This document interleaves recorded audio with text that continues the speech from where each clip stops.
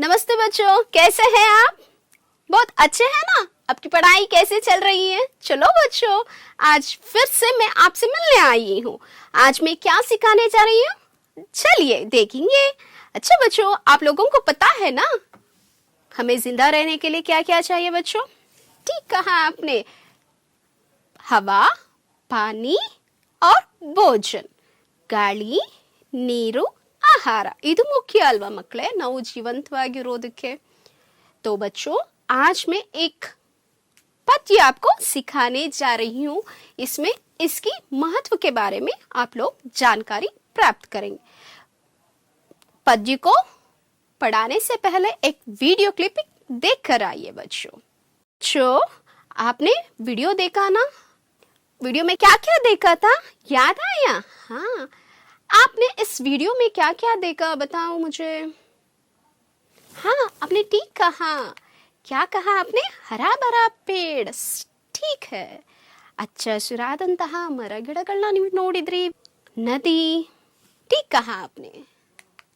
और तिमका का चित्र, और पौधों को हाथ में लिए हुए बच्चों को भी आपने देखा था इस वीडियो में। और क्या देखा था बच्चों? हाँ, पश्चिमी घाट का सुंदर नजारा आपने देखा था ना। ये सभी कहाँ पे आपने देखा? अभी आपने एक वीडियो क्लिपिंग देखी था, उसमें थी। चलो बच्चों, अब आप लोगों को पता चल गया होगा मैं किसके बारे में आपसे बात करने आई हूँ। हाँ, ये सब किसके अंतर्गत आते हैं बच्चों? सोचो, हमारे इर्द गिर्द के वातावरण को हम क्या कहते हैं? इसमें नदी है, पेड़ है, पौधे हैं, अनेक प्रकार के जीव जंतु है, हवा है। हाँ, याद आया ना? ठीक कहा आपने, ये सब पर्यावरण के अंतर्गत आते हैं। देखिए, मैं आपको और एक चित्र दिखाना चाहती हूँ, उसके बाद में उसके बारे में आप चर्चा कीजिए। देखिए इस चित्र को, कितना सुंदर चित्र है ना? इस ओर देखिए, कैसे लग रहा है आपको? ಬೇಜಾರು ಅನಿಸ್ತಿದೆ ಅಲ್ವಾ? ಆ ಕಡೆ ನೋಡಿದ್ರೆ ಹಚ್ಚ ಹಸಿರಾದಂತಹ ಮರ, ಬೆಟ್ಟ, ಗುಡ್ಡ, ಮನೆ, ತುಂಬ ಸುಂದರವಾದಂತಹ ದೃಶ್ಯವನ್ನು ನೋಡ್ತಾ ಇದ್ವಿ। ಇತ್ತ ಕಡೆ इस ओर क्या देख रहे हैं आप? हाँ, ठीक कहा आपने, ಒಣಗಿದ ಮರ। ಇಲ್ಲಿ ನೋಡಿದ್ರೆ ಏನ್ ಕಾಣಿಸ್ತಿದೆ ನಿಮಗೆ? हाँ, आपने ठीक कहा, वायु मालिन्य का दृश्य है ये। फैक्ट्रियों से, घर से और वाहनों से निकली हुई हवा के कारण वायु प्रदूषण हुआ है। यहाँ पे इस चित्र में हम देख सकते हैं। हाँ, ये चित्र किसका संकेत बता रहा है? एक तरह तो सुंदर पर्यावरण की और दूसरी तरफ प्रदूषण की। ಒಂದು ಕಡೆ ಸುಂದರವಾದ ಪರಿಸರದ, ಇನ್ನೊಂದು ಕಡೆ ಪರಿಸರದ ಇನ್ನೊಂದು ಮುಖ, ನಾವು ಹಾಳು ಮಾಡಿರುವಂತಹ ಮಾಲಿನ್ಯದಿಂದಾಗಿ ಹಾಳು ಆಗಿರುವಂತಹ ಪರಿಸರದ ಇನ್ನೊಂದು ಅಳುವ ದೃಶ್ಯವನ್ನು ನಾವು ನೋಡ್ತಾ ಇದ್ದೇವೆ। तो बच्चों, आप लोगों को समझ में आया? हाँ, कौन सी कविता पढ़ाने जा रही हूँ आपको? हाँ, तो चलो बच्चों, आप हम पर्यावरण बचाओ नामक कविता के ओर जाएंगे। ಮಕ್ಕಳೇ, ನಿಮಗೆ ಅರ್ಥ ಆಯ್ತಲ್ಲ ನಾನು ಯಾವುದ್ರ ಬಗ್ಗೆ ಮಾತನಾಡ್ತಾ ಇದ್ದೆ ಅಂತ? ಪರಿಸರವನ್ನು ಸಂರಕ್ಷಿಸಿ। ಯಾಕೆ ಸಂರಕ್ಷಿಸಬೇಕು? क्यों रक्षा करनी चाहिए? सांस लेने के लिए क्या चाहिए? हवा चाहिए, है ना? हवा कहाँ से मिलती है? पैसे देने से हवा मिलती है? नहीं। कहाँ से मिलती है? पेड़ लगाने से, है ना? ಮಕ್ಕಳೇ, ದುಡ್ಡು ಕೊಟ್ರೆ ನಮಗೆ ಗಾಳಿ ಸಿಗುತ್ತಾ? ಇಲ್ಲ। ಗಾಳಿ ಹೇಗೆ ಸಿಗುತ್ತೆ? हाँ, ಗಿಡ ಮರಗಳಿಂದ। ಈ ಗಿಡ ಮರಗಳನ್ನ ನೆಟ್ಟು ಕಾಪಾಡಬೇಕು, ಅದು ನಮಗೆ ಏನು ಕೊಡುತ್ತೆ? ಶುದ್ಧವಾದಂತಹ ಗಾಳಿಯನ್ನು ಕೊಡುತ್ತೆ। ಹಾಗೆ ಪರಿಸರ ಸಂರಕ್ಷಣೆಯನ್ನ ಮಾಡಬೇಕು ಅನ್ನೋ ಈ ಪದ್ಯವನ್ನ ಇವತ್ತು ನಾವು ನೋಡೋಣ। इससे पहले हम कवि का परिचय जरूर जानेंगे। ये है हमारे डॉक्टर परशुराम शुक्ल जी। इनके द्वारा रचित पर्यावरण बचाओ, ಇವರು ಬರೆದಿದ್ದಾರೆ पर्यावरण बचाओ ಎಂಬ ಈ ಕವಿತೆಯನ್ನ ಇಂದು ನೋಡೋಣ ಮಕ್ಕಳೇ। ಮೊದಲು परशुराम शुक्लರವರ ಪರಿಚಯವನ್ನ ಮಾಡಿಕೊಳ್ಳೋಣ। हाँ, इनका जन्म कहाँ हुआ था बताओ मुझे। हाँ, ठीक कहा, 6 जून 1947 को उत्तर प्रदेश के कानपुर जिले के साईबसु नामक ग्राम में हुआ था। ಇವರ ಜನನ 6 ಜೂನ್ 1947ರಂದು ಉತ್ತರ ಪ್ರದೇಶದ ಕಾನ್ಪುರ ಜಿಲ್ಲೆಯ ಸಾಯಿಬಸು ಎಂಬ ಗ್ರಾಮದಲ್ಲಿ ಇವರು ಜನ್ಮ ತಾಳ್ತಾರೆ। इनकी पढ़ाई MA PhD किए हैं। ये एक ಬಾಲ ಸಾಹಿತ್ಯಕಾರ है। ಬಾಲ ಸಾಹಿತ್ಯಕಾರರು ಇವರ ವಿಶೇಷತೆ ಏನಪ್ಪಾ ಅಂತಂದ್ರೆ ಈವರೆಗೂ 250ಕ್ಕಿಂತ ಹೆಚ್ಚು ಪುಸ್ತಕಗಳನ್ನ ಬಾಲ ಸಾಹಿತ್ಯವನ್ನು ರಚಿಸಿದ್ದಾರೆ ಹಾಗೂ 6000ಕ್ಕೂ ಹೆಚ್ಚು ಕವಿತೆಗಳನ್ನ ರಚನೆ ಮಾಡಿದ್ದಾರೆ। ಸಾಹಿತ್ಯವನ್ನು ಭಾರತದ ವಿವಿಧ ಭಾಷೆಗಳಲ್ಲಿ ಅನುವಾದ ಸಮೇತ ಮಾಡಲಾಗಿದೆ। देखिए तो उन्हें पुरस्कार कौन कौन से पुरस्कार मिला है। देखिए भारतीय वन्यजीवी नामक इस कृति पर उन्हें पुरस्कार मिला है। समाज कल्याण मंत्रालय, भारत सरकार नई दिल्ली और childrens book trust of India, Hindi Akademi Hyderabad सहित अनेक संस्थाओं द्वारा उन्हें सम्मानित एवं पुरस्कृत है।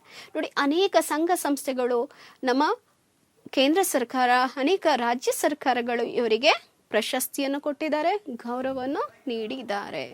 तो बच्चों इस पद्य का आशय देखेंगे। इस पद्य का आशय है परिसर के बिना मानव का जीवन असंभव है। ये आप लोगों को पता है, परिसर इल्दरे मनुष्य जीविसोक साध्यना नहीं।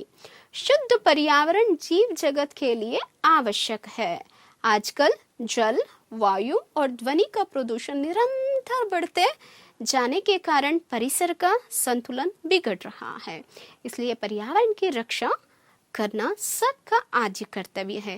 प्रस्तुत कविता में शुक्ल जी ने इस ज्वलंत समस्या के और हमारा ध्यान आकर्षित किया है। कौन सी समस्या? पर्यावरण की रक्षा करना। पर्यावरण की रक्षा करना इस पद्य का मूल उद्देश्य है। बच्चों ಪರಿಸರ ಸಂರಕ್ಷಣೆಯನ್ನ ಮಾಡಬೇಕಾಗಿರೋದು ನಮ್ಮ ಆದ್ಯ ಕರ್ತವ್ಯ ಅಂತ ಈ ಪದ್ಯದ ಮೂಲಕ ಹೇಳ್ತಾ ಇದ್ದಾರೆ। चलो बच्चों अब हम कविता का गायन करेंगे। आप लोगों को बहुत अच्छा लगेगा ना। चलो बच्चों किताब निकालो जल्दी से। ये सुंदर चित्र आप देख रहे हैं ना। चलो हम इस कविता का गायन करें। हाँ समय की मांग यही है पर्यावरण बचाओ। आज समय की मांग यही है पर्यावरण बचाओ। तब तक जीव है जगत में जब तक जग में पानी, जब तक वायु शुद्ध रहती है सौंधी मिट्टी रानी, सौंधी मिट्टी रानी। तब तक मानव का जीवन है ये सबको समझाओ, ये सबको समझाओ। आज समय की मांग यही है पर्यावरण बचाओ, पर्यावरण बचाओ। ध्वनि मिट्टी जल वायु आदि जीव जगत के मित्र सभी, ध्वनि मिट्टी जल वायु आदि जीव जगत के मित्र सभी। इनकी रक्षा करना अब कर्तव्य हमारा है, इनकी रक्षा करना अब कर्तव्य हमारा है। शोर और मिट्टी का संकट दूर करेंगे सारा, शोर और मिट्टी का संकट दूर करेंगे सारा। एक वृक्ष यदि कट जाए तो 11 वृक्ष लगाओ, 11 वृक्ष लगाओ। एक वृक्ष अमृत रोपेंगे आज शपथ ये खाओ, आज शपथ ये खाओ।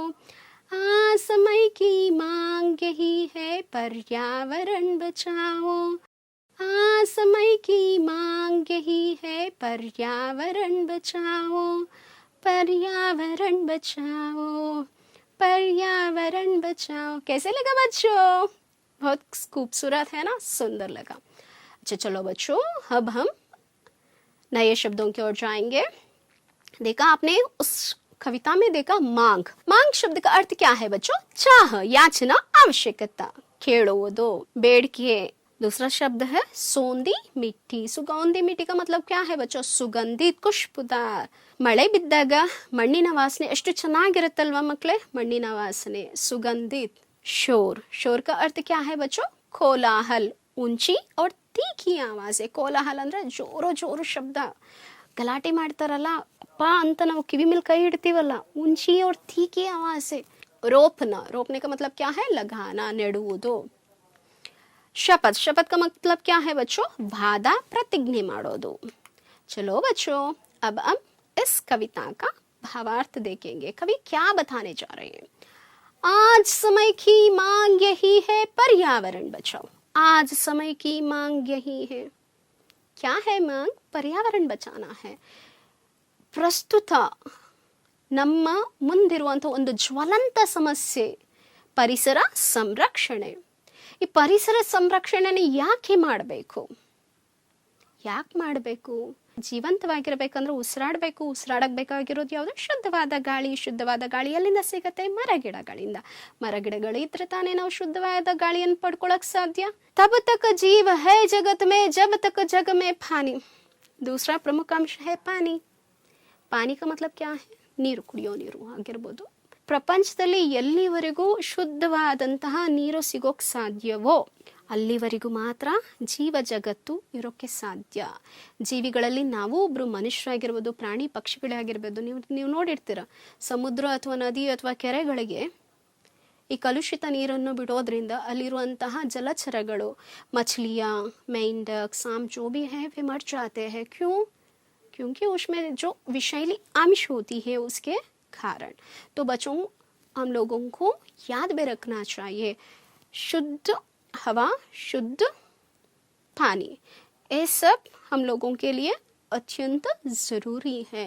सौंधी मिट्टी रानी, देखिए सौंधी मिट्टी रानी। मिट्टी का मतलब क्या है? मन्नू। जब तक हम लोगों को खाने के लिए आहार चाहिए ना, भोजन चाहिए ना, आप लोगों को पता है अनेक तरह की बीमारियां आ रही है। इसका कारण क्या है? शुद्ध हवा, शुद्ध पानी और शुद्ध भोजन न खाने की वजह से अनेक प्रकार की बीमारियां हम लोग देख रहे हैं। अच्छा बच्चों, सौंधी मिट्टी रानी का मतलब क्या है? सुगंध युक्त मिट्टी जो थी हमारी, आजकल क्या हो रहा है उसमें हम लोग क्या डाल रहे हैं? केमिकल्स, यूरिया, उस तरह के रासायनिक जो हम डाल रहे हैं उसके वजह से क्या हो रहा है? मिट्टी भी दूषित हो रही है, प्रदूषित हो रही है। तब तक मानव का जीवन है, ये सबको समझाओ। जब तक हवा, पानी, मिट्टी प्रदूषण से मुक्त रहेगी तब तक ही हम जीवित रह सकते हैं, नहीं तो नहीं। ये हम लोगों को याद में रखने की चीज है बच्चों। कवि परशुराम शुक्ल जी कहते हैं कि हमारे चारों ओर वातावरण प्रदूषित हो गया है। हम सबका ये कर्तव्य बनता है, जब तक हमारा जीवन है हमें पर्यावरण की रक्षा करनी चाहिए। पानी, हवा शुद्ध रहेंगे, मिट्टी भी सुरक्षित रहेगी तो सबके लिए हितकारी होगा। तब तक जगत में जीव रह सकते हैं। ಅಂತಂದ್ರೆ ಶುದ್ಧವಾದ ಗಾಳಿ, ನೀರು, ಮಣ್ಣು ಎಲ್ಲಿವರೆಗೂ ಇರುತ್ತೋ ಅಲ್ಲಿವರೆಗೂ ನಾವು ಸುರಕ್ಷಿತವಾಗಿ ಇರಬಹುದು। देखिए बच्चों, ध्वनि, मिट्टी, जल, वायु आदि जीव जगत के मित्र सभी हमारे मित्र कौन है बच्चों? आपके तो कक्षा में बहुत सारे मित्र हैं, मगर यहाँ पे मित्र किसे कह रहे हैं? ध्वनि, ध्वनि, मिट्टी। ध्वनि का मतलब है शब्द। ध्वनि, मिट्टी, जल, वायु ಆದಿ ಜೀವ ಜಗತ್ತಕ್ಕೆ ಮಿತ್ರ ಸಭಿ। ಎಲ್ಲ ಜೀವಿಗಳಿಗೂ ಮಿತ್ರರು ಯಾರು? ಶಬ್ದ, ಮಣ್ಣು, वातावरण। इनकी रक्षा करना अब कर्तव्य हमारा है। किनकी कर्तव्य है? इन सब की रक्षा करना हम लोगों की कर्तव्य है बच्चों, क्योंकि हम लोग ही इसे बिगाड़ रहे हैं, ना कि वे। शोर और मिट्टी का संकट दूर करेंगे सारा, है ना बच्चों? जरूर करेंगे। ಶೋರ್ और ಮಿಟ್ಟಿ ಕಾ ಸಂಕಟ್, ಈ ಶಬ್ದ ಮಾಲಿನ್ಯ, ಭೂ ಮಾಲಿನ್ಯವನ್ನು ನಾವು ದೂರ ಮಾಡೋಣ ಅಂತ ಹೇಳ್ತಾ ಇದ್ದಾರೆ ಕವಿಗಳು।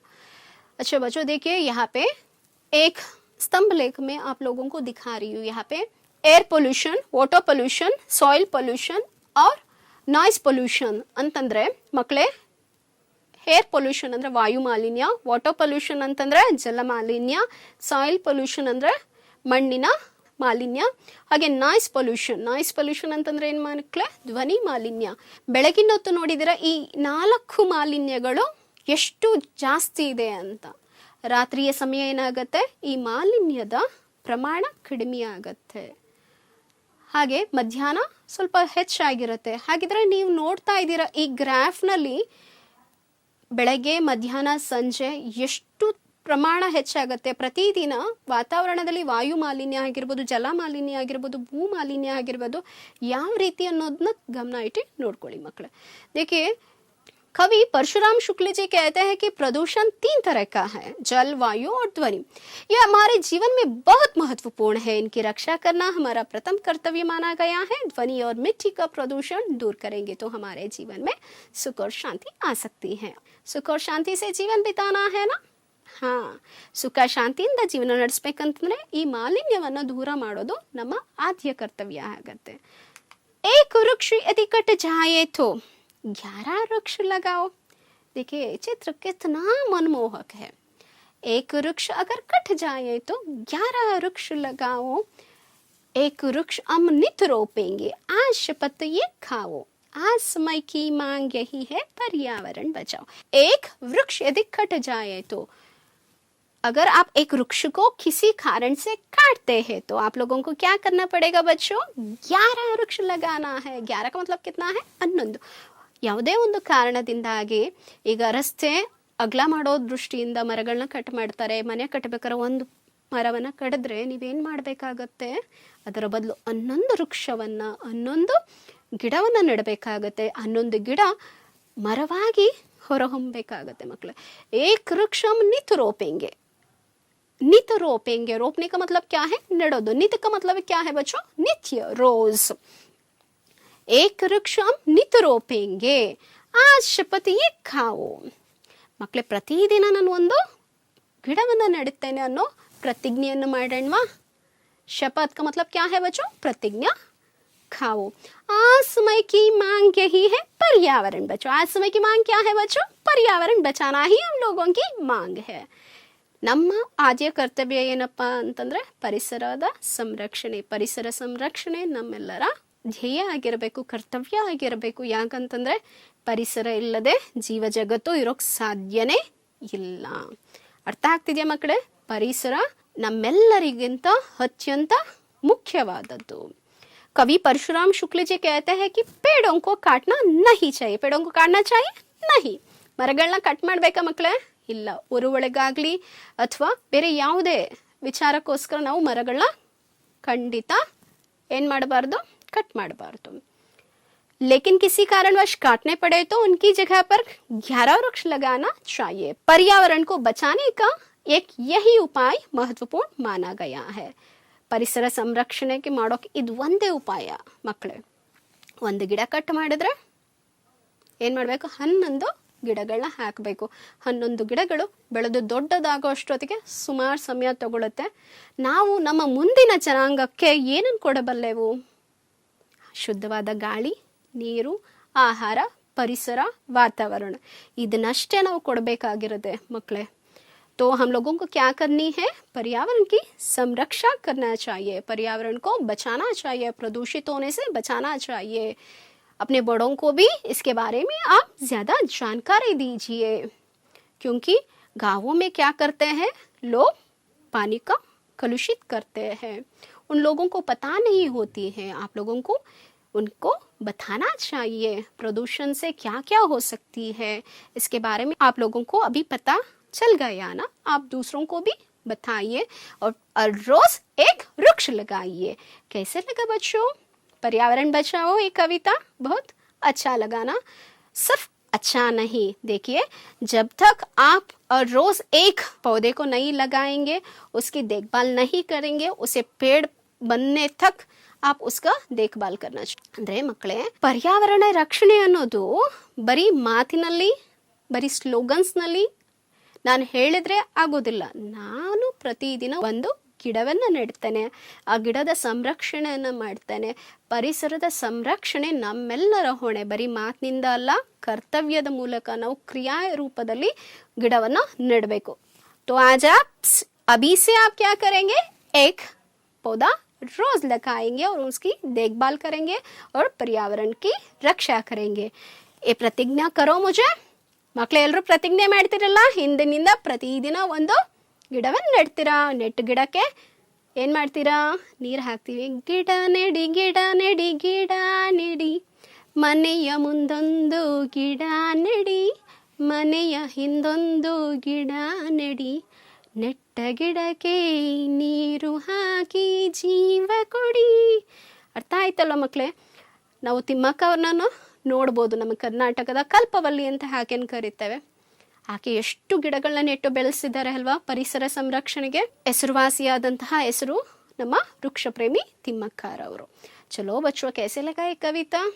ಶಪಥ कर रहे हैं ना आप लोग? जरूर निभाएंगे. ಪ್ರತಿಜ್ಞೆ ಮಾಡೋದಷ್ಟೇ ಅಲ್ಲ, ಅದನ್ನೇನು ಮಾಡಬೇಕು, ನಿರ್ವಹಿಸಬೇಕು. ಜೀವನ ಪರ್ಯಂತ ಮಾಡ್ತೀರಾ ಅಲ್ವಾ?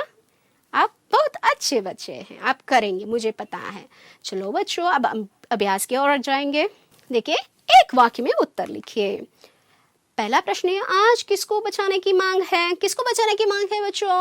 याद करो. हाँ, जीव जब तक जगत में रह सकता है. कवि किसको शुद्ध रखने की बात करते हैं? याद आया ना? अच्छा, चलो जल्दी जल्दी से उत्तर दे दो. आज, हाँ, पर्यावरण को बचाने की मांग है. आज किसको बचाने की मांग है बच्चों? पर्यावरण को बचाने की मांग है. जीव जब तक जगत में रह सकता है, सोचो. हाँ, जब तक पानी, ठीक कहा आपने, जब तक जग में पानी और शुद्ध वायु है तब तक जीव इस जगत में रह सकता है. ಎಲ್ಲಿವರೆಗೂ ಶುದ್ಧವಾದಂಥ ಗಾಳಿ ನೀರಿರುತ್ತೋ ಅಲ್ಲಿವರೆಗೂ ಈ ಪ್ರಪಂಚದಲ್ಲಿ ಜೀವಿಗಳು ಇರೋಕೆ ಸಾಧ್ಯ ಆಗತ್ತೆ. ಕವಿ किसको शुद्ध रखने की बात करते हैं? ಕವಿ ವಾಯು ಕೋ ಶುದ್ಧ ರಖನೆ ಕಿ ಬಾತ್ ಕರ್ತೆ ಹೈ. ಗಾಳಿಯನ್ನ ಶುದ್ಧವಾಗಿಡಬೇಕು ಅಂತ ಹೇಳ್ತಾ ಇದ್ದಾರೆ. ಉಸಿರಾಟದ ಎಲ್ಲ ಕಾಯಿಲೆಗಳು ಬರೋದು ವಾಯು ಮಾಲಿನ್ಯದಿಂದಾಗಿ. ಹೊಟ್ಟೆಗೆ ಸಂಬಂಧಪಟ್ಟಂತಹ ಕಾಯಿಲೆಗಳು ಬರೋದು ನೀರಿಗೆ ಸಂಬಂಧಪಟ್ಟದ್ದು. ಜಲ ಮಾಲಿನ್ಯದಿಂದಾಗಿ ಹಾಗೂ ಸರಿಯಾದ ಆಹಾರ ಸೇವನೆ ಇಲ್ಲದೆ ಇರುವುದರಿಂದ. ಭೂ ಮಾಲಿನ್ಯ. ಸೋಂಧಿ ಮಿಟ್ಟಿ ಕೋ ಕ್ಯಾ ಕಹಾ ಗಯಾ ಹೈ? याद करो बच्चों. जीव जगत के मित्र कौन कौन है? अभी मैंने आपसे बात की ना इसके बारे में. कवि किसका संकट दूर करने की बात करते हैं? सोंधी मिट्टी को क्या कहा? ठीक कहा आपने, रानी. सोंधी मिट्टी को रानी कहा गया है. जीव जगत के मित्र कौन कौन है बच्चों? हाँ, ठीक कहा. ध्वनि, मिट्टी, जलवायु आदि जीव जगत के मित्र है. कवि किसका संकट दूर करने की बात कर रहे हैं बच्चों? ठीक कहा आपने, कवि मिट्टी का संकट को. कवि एक वृक्ष के बदले में कितने वृक्ष लगाने को कहते हैं बच्चों? ठीक कहा आपने, 11. कवि एक वृक्ष के बदले में 11 वृक्ष लगाने को कहते हैं. चलो बच्चों, पर्यावरण का महत्व बताइए. पर्यावरण के बिना मानव जीवन असंभव है. ಪರಿಸರವಿಲ್ಲದೆ ಮನುಷ್ಯನ ಜೀವನ ಊಹಿಸಲು असाध्य. प्रदूषण बढ़ने की वजह से पर्यावरण संतुलन आज बिगड़ रहा है. ಪ್ರದೂಷಣ बढ़ने की वजह से, ಪ್ರದೂಷಣದಿಂದಾಗಿ ಪರಿಸರ ಸಂತುಲನ ಹಾಳಾಗ್ತಿದೆ. इनकी रक्षा करना हमारा प्रमुख कर्तव्य है. दूसरा प्रश्न कौन सा है बच्चों? परिसर की रक्षा के लिए हमें क्या क्या करना चाहिए? हाँ, आपने ठीक कहा बच्चों. परिसर की रक्षा के लिए हमें वृक्ष लगाना चाहिए. प्रदूषण फैलाना नहीं चाहिए. सभी को समझाना होगा कि वायु, पानी और मिट्टी को प्रदूषण मुक्त करेंगे तो हमारे जीवन में सुख शांति आ सकती है. सही कहा आपने बच्चों. चलो बच्चों, अब हम अनुरूपता के ओर जाएंगे. देखो बच्चों, पहला शब्द है पानी. पानी का समानार्थक शब्द है जल. तो वायु का समानार्थक शब्द क्या है बच्चों? ठीक कहा, हवा. मेरा, हमारा, ये तो सर्वनाम है. तेरा का सार्वनामिक रूप क्या है बच्चों? तुम्हारा. ठीक है बच्चों. ಅನ್ನೊಂದನ್ನ ಹಿಂದಿಯಲ್ಲಿ 11 ಅಂತ ಕರೀತೇವೆ. ಹಾಗಿದ್ರೆ 17ಕ್ಕೆ ಏನಂತ ಹೇಳ್ತೀವಿ ಮಕ್ಕಳೇ? ಯಾದಾಯ 17. ठीक है बच्चों. सजीव का विलोम शब्द है निर्जीव. सजीवा, निर्जीवा. ಇದು ವಿಲೋಮ ಶಬ್ದ. ಹಾಗಾದ್ರೆ ಜನ್ಮದ ವಿಲೋಮ ಶಬ್ದ ಏನು ಮಕ್ಕಳೇ? जन्म मृत्यु. सही कहा आपने, शाबाश बच्चों. तो देखिए आप जोड़कर लिखिए. जग में मिट्टी, मानव का एक वृक्ष, शपथ. यहाँ पे देखिए भावाग में नित रोपेंगे, खाओ पानी, जीवन रानी. अब मिलाइए, जोड़कर लिखिए. ಮಕ್ಕಳೇ ಹೊಂದಿಸಿ ಬರೆಯಿರಿ. ನೋಡಿ ಜಗ್ಮೆಗೆ ಉತ್ತರ ಏನ್ ಬರ್ಬೇಕಾಗುತ್ತೆ? हाँ ठीक कहा आपने बच्चों, जग में पानी. मिट्टी, हाँ सही कहा आपने, रानी, मिट्टी रानी. मानव का जीवन, सही है बच्चों. एक वृक्ष नित रोपेंगे, शपथ खाओ. बहुत बढ़िया बच्चों. अब देखिए इस पद्य का भावार्थ. ध्वनि, मिट्टी, जलवायु आदि जीव जगत के मित्र सभी, इनकी रक्षा करना अब कर्तव्य हमारा. शोर और मिट्टी का संकट दूर करेंगे सारा. कवि परशुराम शुक्ल जी के अनुसार मानव जीवन के मित्र हवा, ध्वनि, मिट्टी और जलवायु है. इनकी रक्षा हमें करनी है. अगर ये प्रदूषण रहित रहेंगे तो हमारा जीवन सुंदर और तंदुरुस्त बनेगा. हमारे आसपास ध्वनि प्रदूषण भी हो रहा है. आज हम देख रहे हैं कि मिट्टी में रासायनिक तत्वों का प्रमाण अधिक होने के वजह से हमें पौष्टिक भोजन नहीं मिल रहा है. इसे हमें रोकना होगा. अब यही हमारा प्रथम कर्तव्य है बच्चों. देखो पर्यायवाची शब्द. पानी, पानी का मतलब क्या है बच्चों? ठीक कहा आपने, अभी मैंने बताई थी ना, जल. हाँ, नीर भी इसे कहते हैं. और वायु के लिए ठीक है बच्चों, हवा. और एक बताओ मुझे, समीर. ठीक है बच्चों. जगत के लिए क्या है बच्चों? संसार. और एक शब्द है विश्व. चलो अब आपकी बारी. क्या है? गृह कार्य है. एक गृह कार्य, इस गृह कार्य को करके आप अपने अध्यापक को दिखाएंगे. पहला प्रश्न है, वन महोत्सव के बारे में एक लेख लिखिए. पर्यावरण की रक्षा के बारे में एक निबंध लिखिए. पर्यावरण प्रदूषण से संबंधित चित्रों का संग्रह करके ಆಲ್ಬಮ್ बनाइए. ನಿಮ್ಮ ಶಿಕ್ಷಕರಿಗೆ ತೋರಿಸಿ. ಮಕ್ಕಳೇ, ಪರಿಸರ ಸಂರಕ್ಷಣೆ, ಪರಿಸರ ಮಾಲಿನ್ಯವನ್ನ ಯಾವ ರೀತಿ ತಡೆಗಟ್ಟಬೇಕು ಅನ್ನೋದ್ರ ಬಗ್ಗೆ ನಾವು ಇಷ್ಟೊತ್ತು ಮಾತನಾಡಿದ್ವಿ ಅಲ್ಲ. देखिए इस चित्र को देखिए, ध्यान से देखिए. यहाँ पे एक हाथ है और दूसरा हाथ किसकी है? पर्यावरण की है. अगर हम पर्यावरण के साथ मिलकर जाएंगे तो ये संसार कैसे लगेगा? हरा भरा, बहुत सुंदर लगेगा. शुद्ध पानी, शुद्ध हवा, शुद्ध भोजन और हरा भरा संसार, और पर्यावरण में रहने वाले दूसरे जीवों को भी खिलाएंगे. तो चलो बच्चों, आज से हम क्या करेंगे? रोज एक पौधे को ढालेंगे और उसे पालेंगे. अब तक आपने इस कविता को सुना और उसे समझा और उसे अपने जिंदगी में अपनाएंगे. इस कविता से जो सीख आपको मिली है, आप जिंदगी भर उसे निभाएंगे. मैं हूँ आपकी अंबुजा, सरकारी हाई स्कूल उयंबली, कनकपुरा तालुक, रामनगर जिला. धन्यवाद.